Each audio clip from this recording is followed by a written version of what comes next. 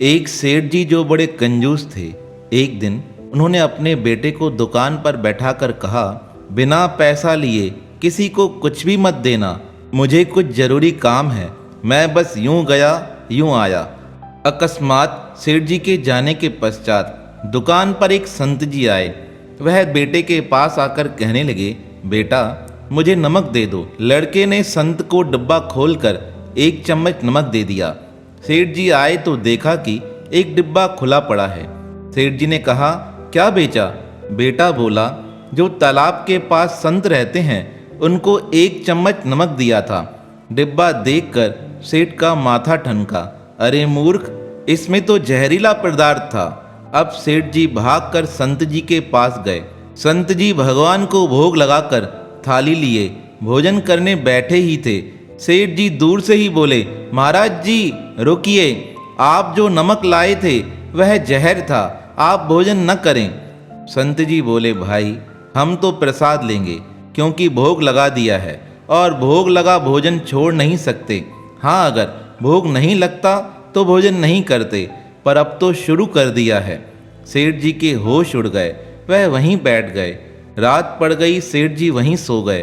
कहीं संत जी की तबीयत बिगड़ गई, कम से कम कोई वैद्य दिखा देंगे, इससे संत की जान तो बचेगी और बदनामी से भी बच जाएंगे। सोचते सोचते सेठ जी को वहां नींद आ गई।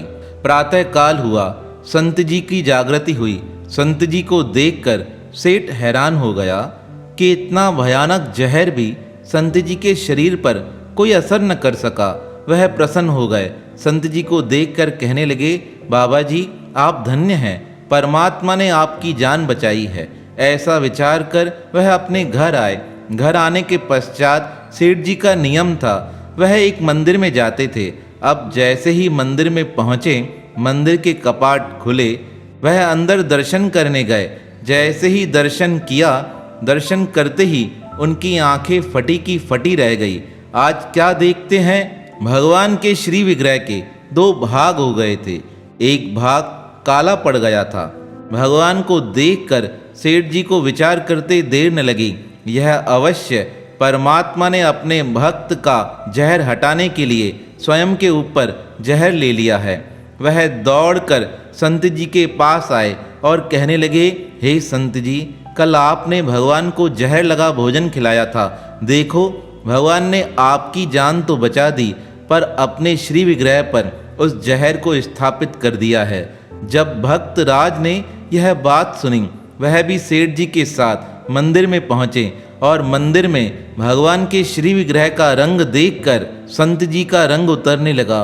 वह आंखों से आंसू झराते हुए कहने लगे, यह क्या किया मेरे नाथ? मेरे शरीर पर जो जहर असर करने वाला था, उस जहर को आपने अपने ऊपर स्वीकार कर लिया है। कहते हैं इस बात का सेठ जी के जीवन पर ऐसा असर हुआ। उसी समय सेठ जी अपने घर आए।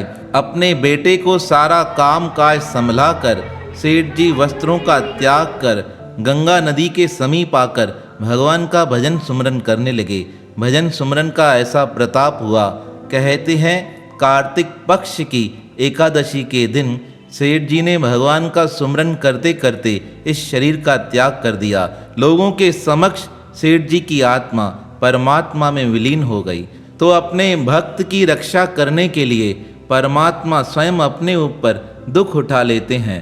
ऐसे सुख करता दुख हरता श्री नारायण के पावन चरणों में हमारा बारंबार प्रणाम है, प्रणाम है, प्रणाम है।